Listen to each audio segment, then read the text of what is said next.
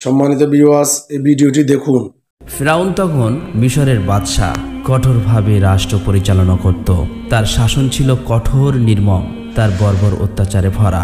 বনি ইসরায়েলদের উপর তার জুলুম নির্যাতন চলত। তার বিরুদ্ধে কথা বলার কারো সাহস ছিল না। কিন্তু তার মধ্যেই ঘটে গেল এক আজব ঘটনা। আল্লাহ রাব্বুল আলামিন মিশরের সবচেয়ে বড় আশীর্বাদ নীল নদ শুকিয়ে দিলেন। যে নদীর পানি দিয়ে মিশরের প্রতিটি ক্ষেত সবুজ হতো, যে পানি দিয়ে মানুষের জীবন চলত, হঠাৎ সেই নদী পরিণত হলো শুকনো মরুভূমিতে। ফলে সমগ্র মিশরের মানুষ পানির অভাবে হাহাকার করে উঠল। কোনো মা তাদের কোলের শিশুকে আঁকড়ে ধরে কেঁদে বলছে, ওরে আমার সন্তানের জন্য এক ফোঁটা পানি কোথায় পাবো? বৃদ্ধরা কাঁপতে কাঁপতে আর্তনাদ করছে, আমরা তৃষ্ণায় মারা যাচ্ছি। গ্রাম শহর জুড়ে শোনা যাচ্ছে মানুষের কান্না আর অসহায় চিৎকার। একে অপরকে বলতে লাগলো, এবার আমাদের কি হবে? পানির অভাবে আমাদের জীবন মৃত্যুর মুখে ঢলে পড়ছে। মা, শিশু, বৃদ্ধ সবাই পানির জন্য হাহাকার করে উঠছে। কিছুদিনের মধ্যেই পানি না পেলে সবাই মৃত্যুর মুখে ঢলে পড়বে। তোমাদের কাছে কোনো উপায় থাকলে বলো। এরপর একজন বলল, চলো আমরা সবাই একসাথে মিশরের সবচেয়ে বড় জ্যোতিষীর কাছে যাই। তিনি গণনা করে কোনো না কোনো উপায় বলবেন। অতঃপর মানুষ ছুটল জ্যোতিষীর কাছে। তারা কেঁদে কেঁদে সব ঘটনা খুলে বলল, হে জ্ঞানী, আমাদের বাঁচান, নীল নদ শুকিয়ে গেছে, মানুষ তৃষ্ণায় কাতর, শস্য নষ্ট হয়ে যাচ্ছে, এবার কি হবে? জ্যোতিষী তখন বলল, আমি গণনা করে দেখতে পাচ্ছি মিশরের নীলনদ কোনোভাবেই পানিতে পরিপূর্ণ হবে না। এই সমস্যার সমাধান আমি করতে পারবো না, বরং তোমরা আমাদের প্রভু ফিরাউনের কাছে যেতে পারো, তিনি কোনো না কোনো ব্যবস্থা করতে পারেন। অবশেষে কোনো উপায় না পেয়ে অসহায় মিশরবাসীরা তখন দৌড়ে চলল ফিরাউনের প্রাসাদের দিকে। কারণ তাদের বিশ্বাস ছিল ফিরাউনই সব সমস্যার সমাধানকারী। মানুষ একে একে দল ভেদে ফিরাউনের দরবারে এসে উপস্থিত হলো এবং তারা হাত জোড় করে মাথা নিচু করে বলল, হে আমাদের খোদা, ইতিমধ্যেই শুনেছেন যে মিশরের নীল নদের পানি শুকিয়ে গেছে। মানুষ পানির জন্য হাহাকার করছে। নীল নদে যদি পানির ব্যবস্থা না হয় তাহলে সবাই মৃত্যুর মুখে ঢলে পড়বে। আপনি তো অধিক শক্তির অধিকারী, নীল নদে যাতে পানির স্রোত প্রবাহিত হয় তার একটা ব্যবস্থা করুন। তাছাড়া অনেক লোকে বলছে আমাদের বাদশা যদি পানির ব্যবস্থা না করেন তাহলে আমরা তাকে খোদা বলে মানব না। এই কথা শোনা মাত্রই ফিরাউনের চোখ রাগে লাল হয়ে গেল, অহংকারে তার বুক ফুটে উঠল। কিন্তু তখন সে কিছুই বলল না। মাথা উঁচু করে গম্ভীর কণ্ঠে বলল, তোমরা চিন্তা করো না, আমি তো তোমাদের খোদা, যেভাবেই হোক অতি শীঘ্রই পানির ব্যবস্থা করে দেব। আজ তোমরা ফিরে যাও, আগামীকালই অলৌকিকভাবে দেখবে নীল নদ আমার হুকুমে প্রবাহিত হবে, পানিতে পরিপূর্ণ হয়ে যাবে। মানুষজন সেদিন আশার আলো নিয়ে প্রাসাদ ছেড়ে চলে গেল। কিন্তু রাতে যখন চারিদিক নিস্তব্ধ, ফিরাউন একা নিচের ঘরে বসে গভীর চিন্তায় ডুবে গেল। সে একা একা মনে মনে ভাবতে লাগলো, আমার তো আসলেই কোনো শক্তি নেই, সমস্ত শক্তির মালিক তো একমাত্র তিনি, বিশ্বজগতের প্রতিপালক আল্লাহ। কিন্তু আমি যদি এই কথা জনগণের সামনে স্বীকার করি তাহলে আমাকে কেউ খোদা বলে মানবে না, আমাকে কিছু চালাকি করতে হবে। পরের দিন সকালবেলা ফিরাউন সমস্ত সেনাকে বলল, তোমরা প্রস্তুত হও, এখনই নীল নদের প্রান্তে রওনা দেব। তখন একজন সেনা বলল, হুজুর, নীল নদ তো শুকিয়ে গেছে, এক বিন্দু পানি নেই, সেখানে গিয়ে কি করবেন? ফিরাউন গর্জে উঠল, মূর্খ, তুমি জানো না আমি খোদা? আমার আদেশে নীল নদ আবার পানিতে ভরে উঠবে, নদী আমার কথাই শুনবে। সৈন্যরা কেউ অবাক হয়ে তাকালো, কেউ ভয়ে কিছু বলল না। অতঃপর ফিরাউন তার নির্বাচিত সৈন্যদের নিয়ে নীল নদীর তীরে পৌঁছালো। শুকনো নদীর বালুকাময় প্রান্তরে দাঁড়িয়ে ফিরাউন গলা ফাটিয়ে চিৎকার করে বলল, হে নীল নদ দরিয়া, তুমি কি আমার কথা শুনতে পাচ্ছ না? আমার আদেশে এখনই পানি প্রবাহিত করো আর সমগ্র মিশর ভরিয়ে দাও। কিন্তু নদী নিশ্চুপ, কোনো স্রোত এলো না, কোনো পানি দেখা গেল না। মূর্খ ফেরাউন জানতো যে সমস্ত কিছুর মালিক একমাত্র আল্লাহ। কিন্তু ফেরাউন নিজের অহংকারে অন্ধ, তবু মানুষের সামনে নিজের মিথ্যা খোদাই দাবিতে টিকিয়ে রাখতে প্রাণপণ অভিনয় করতে লাগলো। বারবার পানি চাওয়ার ফলে ব্যর্থ হওয়ায় সে দুশ্চিন্তায় পড়ে গেল। যদি নদীতে পানি না আসে তাহলে সাধারণ জনগণ তাকে খোদা বলে মানবে না। শুধুমাত্র এই চিন্তায় অত্যন্ত বিমর্ষ ও অস্থির হয়ে পড়ল। এখন কি করা যায়? বহু চিন্তার পর ফেরাউন সেখান থেকে কয়েকজন সৈন্যকে নিয়ে সাদুল আলা নামক প্রান্তরে এসে হাজির হলো। সেখানে পৌঁছে ফিরআউন সৈন্যদেরকে বলল, তোমরা সবাই এখানে দাঁড়াও, আমি কিছু একটা ব্যবস্থা করছি। এই কথা বলে সে নিজে একা চালাকি করে তার পার্শ্ববর্তী একটি নির্জন গুহার মধ্যে চলে গেল। অতঃপর সে সিজদায় পড়ে গেল, কাঁদতে কাঁদতে বলল, হে পরম করুণাময় দয়ার সাগর, তোমার ক্ষমতার কোনো শেষ নেই। আমি তোমার অধম বান্দা, তুমি তো করুণাময় দয়ার সাগর। এই অধম বান্দার দোয়া তুমি কবুল করো, আমার মান সম্মান বাঁচাও। দুনিয়াতে তুমি আমার গৌরব বাঁচিয়ে রাখো, পরকালে আমি তোমার কাছে কিছুই চাই না। দরকার হলে তখন তুমি আমাকে জাহান্নামের আগুনে প্রজ্বলিত করিও, তবুও দুনিয়ায় আমার মান সম্মান বাঁচিয়ে দাও হে করুণাময়। নীল দরিয়ার পানি প্রবাহিত হয় না।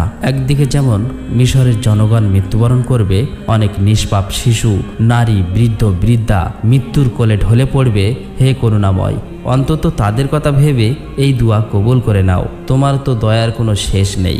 অন্যদিকে তোমার এই অধম বান্দার মান সম্মান ধুলায় মিশে যাবে, মানুষ আমাকে ধিক্কার জানাবে। হে মহাপ্রভু, হে করুণাময়, আমার সম্পর্কে তুমি সর্বদা অবগত, তবুও তোমার কাছে প্রার্থনা করছি, দয়া করে আমার এই প্রার্থনা কবুল করো, আমি আপনার কাছে চিরকৃতজ্ঞ থাকব। এই কথা বলে অঝরে কাঁদতে লাগলো। ঠিক ওই সময় কোথা থেকে এক বৃদ্ধ গুহার বাইরে থেকে জোরে আওয়াজ করে বলল, জাহাপনা, একটু বাইরে আসবেন। হঠাৎ ফিরআউন চমকে উঠল। তখন বৃদ্ধটি বলল, জাহাপনা, আমি আপনার কাছে একটি লোকের অভিযোগ নিয়ে এসেছি, আপনি ন্যায় বিচার করুন। গুহার মধ্য থেকে ফিরআউন বলল, আপনি কে? আপনাকে এখানে কে আসতে বলেছে? এটা তো বিচারের জায়গা নয়, আপনি আগামীকাল রাজদরবারে আসুন, আমি আপনাকে ন্যায় বিচার শুনিয়ে দেব। তখন বৃদ্ধ বলল, কিন্তু আমি তো বিচার না শুনে যাব না, দরকার হলে আপনাকে বাইরে বার হতে দেব না। এই কথা শুনে ফিরআউন প্রচণ্ড রেগে গেল, কিন্তু সে তো এখন বিপদে, তাই কিছু বলল না। গুহা থেকে বাইরে বার হবে এমন সময় সৈন্যদের চিৎকার আর উল্লাস শুনতে পেল। এটা শুনে সে হতভম্ব হয়ে গুহার বাইরে চলে এলেন এবং নীল নদের দিকে তাকিয়ে দেখলেন সমগ্র নীলনদ পানিতে পরিপূর্ণ হয়ে গেছে। এটা দেখে সে অত্যন্ত আনন্দিত হলো। উদাসীন হয়ে বৃদ্ধ লোককে বলল, আচ্ছা এইবার বলুন আপনার অভিযোগটি কি? তখন বৃদ্ধ লোকটি বলল, মনে করুন একটি গোলাম একেবারে অবাধ্য, তার মালিকের কথা শোনে না, অথচ তার মালিক তার কাছে সদ্ব্যবহার করে, তার খাবার দেয়, পোশাক দেয়, অথচ সেই গোলাম একবারও কৃতজ্ঞতা প্রকাশ করে না। তাহলে ওই গোলামের প্রতি কেমন ব্যবহার করা উচিত? তখন ফিরআউন বলল, ওই গোলামকে নীল নদের পানিতে ডুবিয়ে মারা উচিত। তখন বৃদ্ধটি বলল, এই কথাটা কি তুমি কাগজে লিখে দিতে পারবে? ফিরআউন বলল, নিশ্চয়ই, কেন পারবো না, এই গোলামকে তো পানিতে ডুবিয়ে মারা উচিত। অতঃপর এই কথাটি কাগজে লিখে ওই বৃদ্ধটির হাতে দিয়ে দিল এবং বৃদ্ধটি সেখান থেকে বিদায় নিলেন। এই বৃদ্ধটি ছিলেন আর কেউ নয়, স্বয়ং আল্লাহর ফেরেশতা। অতঃপর ফিরআউন তার সৈন্য সামন্ত নিয়ে আবারও রাজ দরবারের দিকে ফিরে আসলো। এই খবর ছড়িয়ে পড়তে একটুও দেরি হলো না। মিশরের প্রতিটি প্রান্তরে গুঞ্জন শুরু হয়ে গেল। মানুষ একে অপরকে বলছিল, আমাদের খোদা ফিরআউন তার ক্ষমতার বলে নীল নদে আবার পানি প্রবাহিত করেছে। একে একে রাজ দরবারে আসতে লাগলো। রাজ দরবারে অসংখ্য লোকের ভিড় লেগে গেল। কেউ আনন্দ করছে, কেউ বা কৃতজ্ঞতা প্রকাশ করছে। তারা মাথা নিচু করে বলল, হে আমাদের খোদা, আপনি আমাদের মৃত্যুর হাত থেকে রক্ষা করেছেন, আমরা এই উপকার সারা জীবন ভুলব না। ফিরআউন তখন অহংকারে বুক ফাটিয়ে হেসে বলল, তোমরা ভয় পেও না, আমি অনেক শক্তির অধিকারী। নীল নদে পানি আনা তো আমার জন্য সামান্য ব্যাপার, এর থেকেও বড় অলৌকিক কিছু আমি দেখাতে পারি। আমি তো বলেছিলাম তোমাদের জন্য আমি পানির ব্যবস্থা করে দেব। লোকেরা তার কথাই আরো বিমোহিত হয়ে গেল। তারা ফিরআউনকে খোদা বলে ডাকা শুরু করলো, আবারও জোরে, আবারও সম্মানের সাথে। দরবারে সবার প্রশংসা স্রোত বইতে লাগলো। আর ফিরআউন পূর্বের সব কথা ভুলে গেল। সে ভুলে গেল আসল শক্তির অধিকারীকে, ভুলে গেল সেই এক আল্লাহর দয়া ছাড়া সে এক বিন্দু পানি আনতে পারত না। বরং সে নিজের অহংকারে আরও ডুবে গেল। নিজেকে মনে করতে লাগলো যেন সত্যি সেই সবকিছুর মালিক। বছরের পর বছর কেটে গেল। ফিরআউনের নিষ্ঠুরতা আরও বেড়ে গেল। রাষ্ট্র পরিচালনায় সে হয়ে উঠল আগের থেকেও কঠোর। তার মনে অহংকারের পাহাড় সমান উঁচু হয়ে উঠল। সময় বয়ে চলল। 1 বছর নয়, 2 বছর নয়, 3 বছর। মিশরের আকাশে এক ফোঁটা বৃষ্টি নামল না। মাটি ফেটে গেল, ফসল নষ্ট হলো, গবাদি পশু মারা গেল, আর মানুষ দিন দিন হাহাকার করতে লাগলো। মিশরে পরপর 3 বছর বৃষ্টি না হয়ে দুর্ভিক্ষ দেখা দিল। অবশেষে একদিন অসংখ্য মানুষ ফেরাউনের দরবারে এসে হাজির হলো এবং সবাই বলল, আপনি তো আমাদের খোদা, আপনি কোনো ব্যবস্থা করুন। দেশে এতটাই দুর্ভিক্ষ যে মানুষ না খেয়ে মারা যাচ্ছে। তখন ফেরাউন তাদের কথা শুনে রাগে গর্জে উঠল এবং বলল, এই দুর্ভিক্ষ আমার কারণে নয়, সব কিছুর দায়ী হলো ওই মূসা। তার অপচেষ্টা, তার জঘন্য কারসাজির কারণেই মিশরের এই ব্যবস্থা। মূসার কারণেই দুর্ভিক্ষ হয়েছে। তোমরা সবাই তার কাছে যাও, দেখি সে তার খোদাকে বলে তোমাদের জন্য কি করতে পারে। তখন সকল জনগণ ফেরাউনের কথা মতো হযরত মূসা আলাইহিস সালামের নিকট হাজির হলো এবং বলল, হে মূসা, তুমি যদি তোমার খোদাকে বলে এই করাল দুর্ভিক্ষর সবল থেকে আমাদের রক্ষা করতে পারো, তাহলে আমরা মেনে নেব তুমি আল্লাহর সত্য নবী এবং তোমার খোদার প্রতি ঈমান আনব। তখন হযরত মূসা আলাইহিস সালাম একাকী ঘরের মধ্যে চলে গেলেন এবং মহান আল্লাহ রব্বুল আলামিনের কাছে দোয়া করে বললেন, আল্লাহ, তুমি তো বিশ্ব জগতের প্রতিপালক, তুমি দয়ার সাগর। হে আল্লাহ, এই অভুক্ত মানুষের প্রতি রহম করো, তাদের এই ভয়াবহ দুর্ভিক্ষ থেকে মুক্তি দাও, তোমার রহমতের বৃষ্টি দান করো। আল্লাহ রব্বুল আলামিন তার নবীর দোয়া কবুল করলেন। হঠাৎ আকাশ কালো মেঘে ঢেকে গেল, বিদ্যুৎ চমকালো, তারপর প্রবল বৃষ্টির ধারা নেমে এলো। মিশরের শুকনো মাটি ভিজে উঠল, ক্ষেত খামার আবার সবুজে ভরে গেল। অতঃপর হযরত মূসা আলাইহিস সালাম সে সকল লোকদের কাছে গিয়ে বলল, হে প্রিয় ভাইরা, এবার আপনারা ঈমান আনুন, এক আল্লাহ ছাড়া কোনো উপাস্য নয়, তিনি আমাদের রব। এই কথা শোনা মাত্রই ওই লোকগুলো অট্টহাসি করে বলল, হে মূসা, তোমার কথা আমরা শুনব না, কারণ আমাদের প্রভু ফিরাউন এবং আমাদের দেবদেবীর দয়ায় দেশে প্রচুর বৃষ্টি হয়েছে এবং আবারও শস্য উৎপাদন হয়েছে। হযরত মূসা আলাইহিস সালামের কথা তারা শুনল না। অতঃপর মূসা আলাইহিস সালাম বাড়িতে ফিরে আসলেন, কিন্তু তবুও ফিরাউনের অহংকার কমল না। সে জনগণের সামনে দাঁড়িয়ে ঘোষণা করল, দেখছো তো, আমার কারণেই আকাশ থেকে বৃষ্টি নামলো। আমি যদি খোদা না হতাম তবে কি এইভাবে দুর্ভিক্ষ দূর হতো? হযরত মূসা আলাইহিস সালামের দোয়ায় আল্লাহর রহমত নেমে এলো। অথচ প্রতারক নিষ্ঠুর ফিরাউন তার মিথ্যা খোদার দাবিকে অটুট রাখতে চাইল। কিছুদিন পর মিশরে আবারও নামলো একের পর এক বিপদ। আল্লাহর গজব ধেয়ে এলো ফিরাউন ও তার জাতির উপর। প্রথমে নেমে এলো প্রবল বন্যা, নীলনদ উথলে উঠল, সবকিছু ভাসিয়ে নিয়ে গেল। মানুষ চিৎকার করে উঠল, আমরা কোথায় আশ্রয় নেব? বাড়ি ঘর, ক্ষেত খামার, গবাদি পশু সব ভেসে গেল বন্যার জোয়ারে। কিন্তু ফেরাউন সে তার রাজ সিংহাসনে বসে অহংকারে হেসে বলল, এ তো কেবল প্রাকৃতিক ঘটনা, এর সাথে আমার খোদাই হবার কোনো সম্পর্ক নেই। কিছুদিন পর ধেয়ে এলো আবারও ভয়ঙ্কর শাস্তি। মিশরের প্রতিটি ক্ষেত জুড়ে নেমে এলো পঙ্গপালের কালো ঝড়। লাখো কোটি পঙ্গপাল নেমে এসে মুহূর্তের মধ্যে গম, জব, ধান সব গিলে খেলো। এরপর দেখা দিল নতুন এক বিপদ, উকুনের উপদ্রব। মানুষের শরীর, কাপড়, ঘর বাড়ি সবখানে উকুনে ভরে গেল। মানুষ চুলকাতে চুলকাতে পাগল হয়ে উঠল। শিশুর কান্না, বৃদ্ধার আর্তনাদ চারিদিকে শোনা যেতে লাগলো।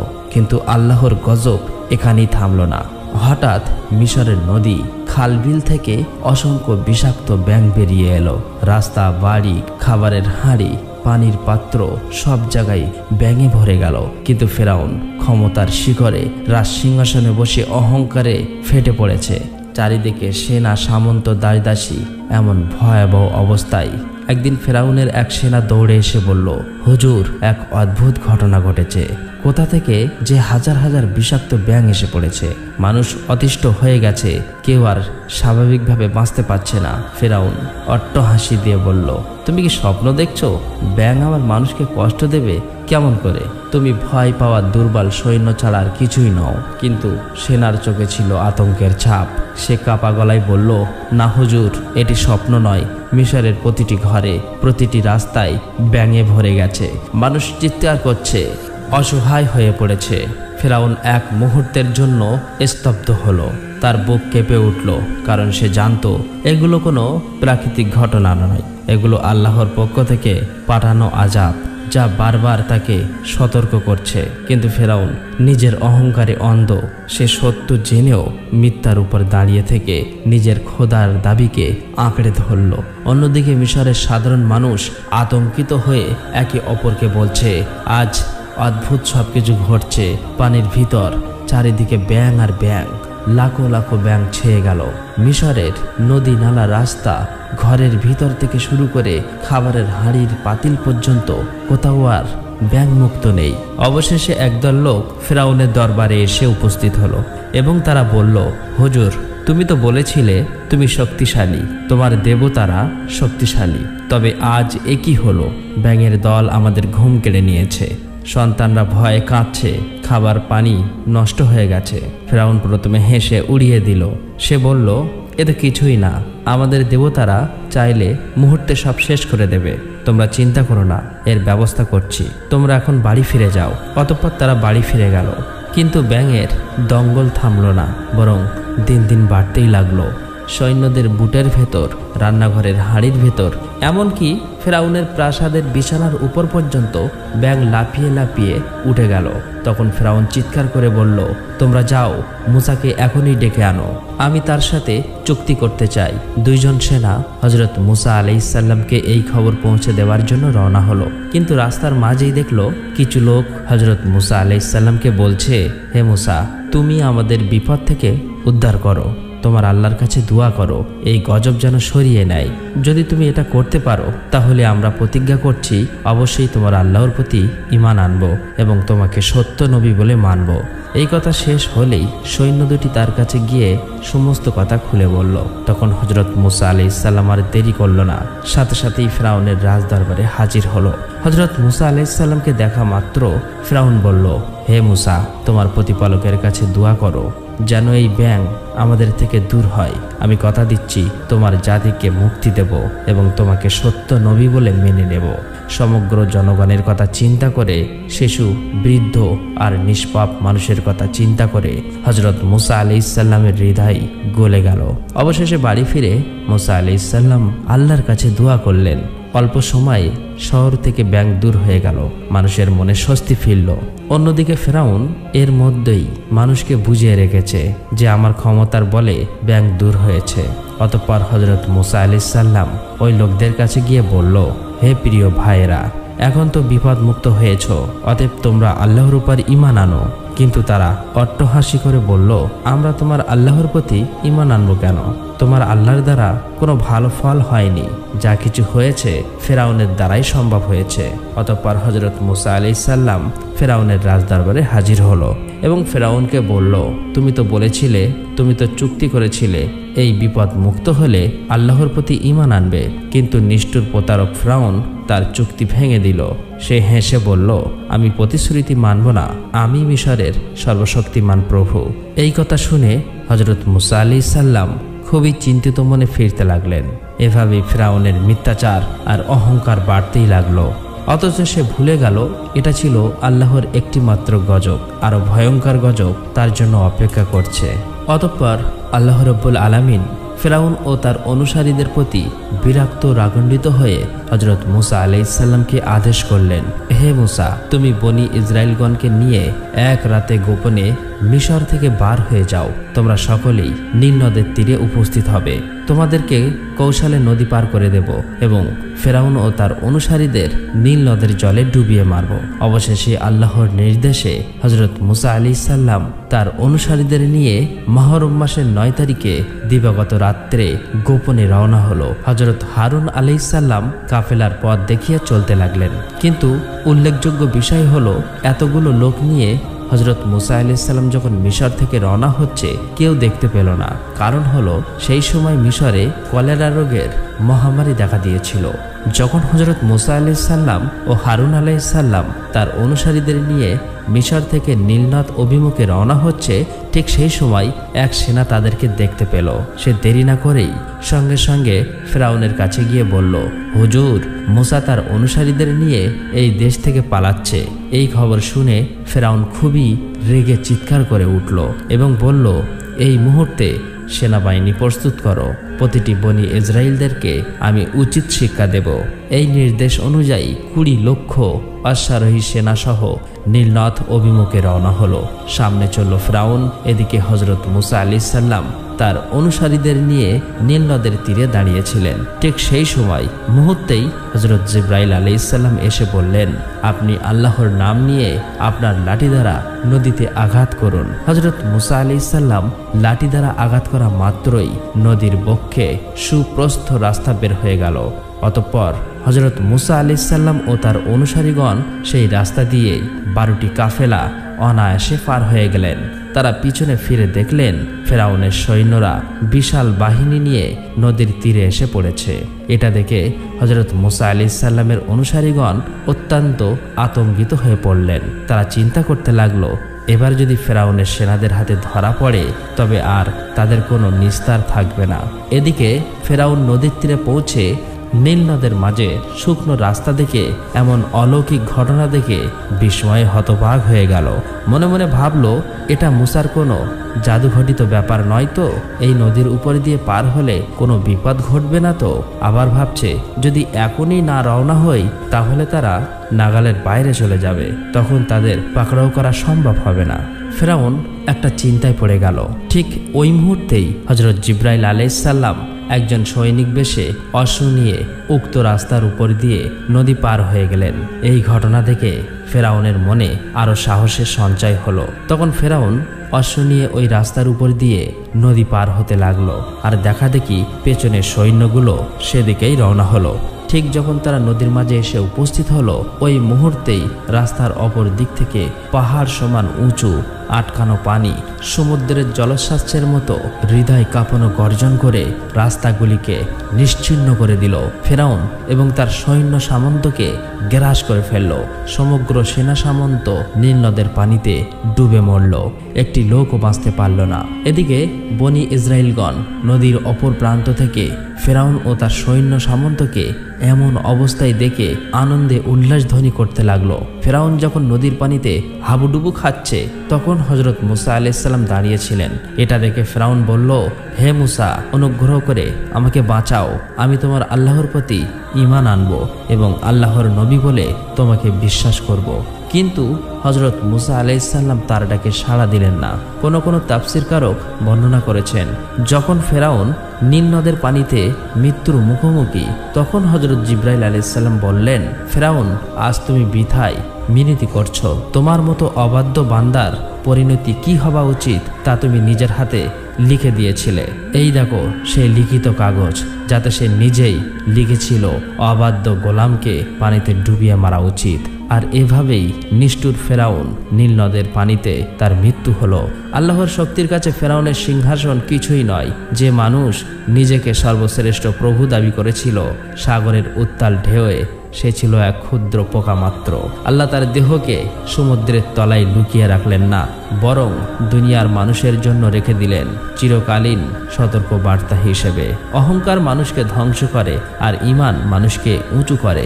যারা আল্লাহর পথে ধৈর্য ধরে তাদের জন্য জাহান্নামের দরজা খুলে যায়। প্রিয় দর্শক, আল্লাহ তাআলা আমাদের সকলকে যেন অহংকার থেকে দূরে রাখে এবং সঠিক পথে চলার তৌফিক দান করেন। মুসা আলাইহিস সালাম আল্লাহ তাআলার জলিলুল কদর পয়গম্বর। আল্লাহ তাআলার সাথে সবচাইতে বেশি কথা বলেছিলেন পয়গম্বর মুসা। অনেকভাবে আল্লাহ তাআলা তাদেরকে বনি ইসরাইলের জাতিকে পরীক্ষা করেছিলেন। তাদেরকে বলেছিলেন, তোমরা মুসার প্রতি ঈমান আনয়ন করো, আল্লাহ রাব্বুল আলামিনের প্রতি ঈমান আনয়ন করো, কিন্তু তারা ঈমান আনে নাই। অনেক বেয়াদবি করেছে মুসা আলাইহিস সালামের সাথে। অবশেষে আল্লাহ তাআলা কথা আতাইনা মুসা তিসা আয়াতিন বাইয়িনাত, মুসা আলাইহিস সালামকে 9টা মুজিজা দিয়েছিলেন, আর অনেক দিয়েছিলেন। 9টা কথা আল্লাহ রাব্বুল আলামিন উল্লেখ করলেন। তখন আল্লাহ রাব্বুল আলামিন বললেন, আযাল্লালনা আলাইকুমুল গমামা, স্মরণ করে সেই সময়ের কথা যখন আমি তোমাদেরকে ছাইয়ে দিয়েছিলাম। বনী ইসরাইলকে ছাইয়ে দিয়ে আল্লাহ তাআলা মরুভূমির মধ্যে রক্ষা করেছিলেন। এটা অনুগ্রহ, এটা মুসার মুজিজা। এবারে লাঠি দিয়েছিলেন আল্লাহ তাআলা মুসাকে, লাঠিটা সাপ হয়ে যাইত। ফেরাউন ভয় পেয়ে গিয়েছিল, জাদুকররা ভয় পেয়ে গিয়েছিল। এটা আল্লাহ তাআলা মুসাকে মুজিজা দিয়েছে। মুসা আলাইহিস সালামকে তার জাতিরা বলল, মুসা, পানির অনেক সংকটের মধ্যে আছে, মরুভূমির মধ্যে কোনো পানি নেই। আল্লাহ তাআলা বলে, মুসা, তুমি লাঠি দিয়ে আঘাত করে। ওই ইজিস্তাস কমুসালি কমি ফাকুন্নাদ্রি বি আসক আল হাজার পাং ফাজরাত মিন্নুসনাদ আশরত আইনে লুনাসি মাসরাবাহু। 12টা জন্না হয়ে গেল, এক একজন এক এক গাঁট দিয়ে তারা নির্ধারণ করে নিল। মুসা তাদেরকে অর্ডার দিয়েছিল, অনুগ্রহ করেছিলেন আল্লাহ তালা। এরপর তারা ঈমান আনয়ন করা নাই। আল্লাহ তালা মুসা আলাইহিস সালামকে আরও দিয়েছিলেন, তারা মান্না সালওয়া দিয়েছিলেন তাদেরকে। মাংজালনা আলাইকুম মান্না সালওয়া কুলু মিন তাইয়্যিবাতি মা রাযাকনাকুম। তারা মান্না সালওয়া খেয়েছিল। দুনিয়ার কেউ জান্নাতি মান্না সালওয়া খেতে পারে না, কিন্তু মুসার জাতি তারা খেয়েছিল। কিন্তু এরপরেও আল্লাহর ইবাদত করে নাই। আল্লাহর সাথে বারবার তারা নাফরমানি করেছে, গাদ্দারি করেছে, বেয়াদবি করেছে। এবার আল্লাহ তাআলা তাদের জন্য মান্না সালওয়া দেওয়ার পরে তারা বলতেছেন আমরা মান্না সালওয়া খেতে পারবো না, এক জিনিস কয়দিন খাবো, আর মন চাই না।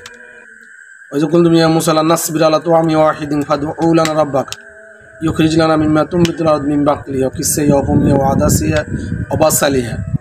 আমরা জমিনের উৎপাদনশীল বিভিন্ন সবজি খেতে চাই, ডাউল, কলা, শাক, আরও যাবতীয় খাদ্য যেগুলো আমরা খেয়ে থাকি, জমিনের আলু, পটল, এগুলো আমরা খেতে চাই।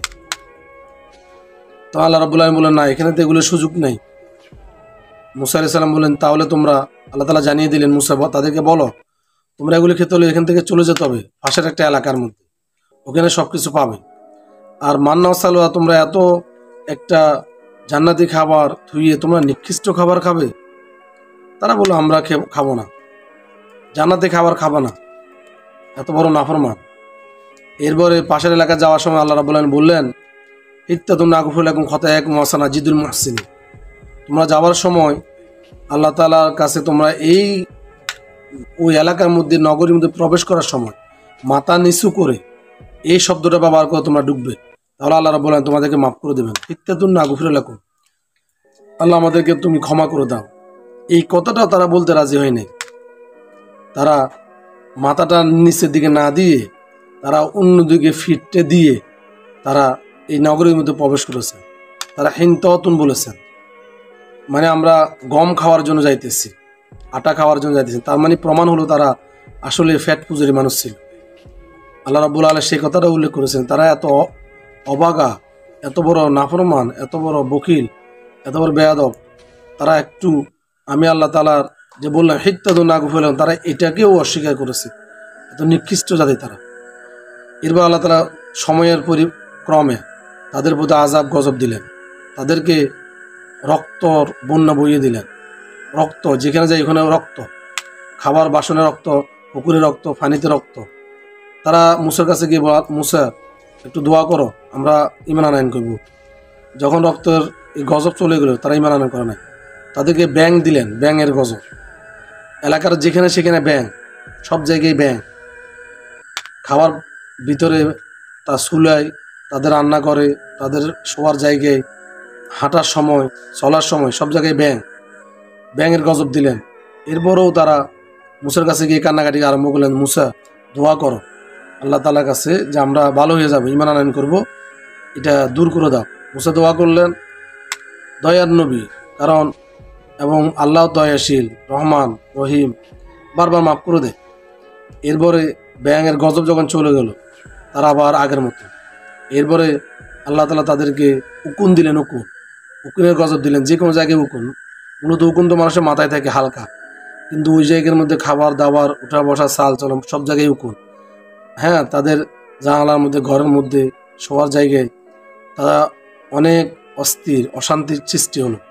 কান্নাকাটি আরম্ভ করলে মুসার কাছে এসে, মুসা আলাইহিস সালামের কাছে কান্নাকাটি বলে আমরা ঈমান আনয়ন করবো, আপনি আল্লাহ তাআলাকে বলেন দূর করে দেওয়ার জন্য। আল্লাহ তাআলার কাছে দোয়া করলেন মুসা। এগুলো আল্লাহ তাআলা মুসা আলাইহিস সালামের মুজিজা ছিল। এরপরে আল্লাহ তাআলা ভালো করে দিলেন, ওই গজব চলে গেল।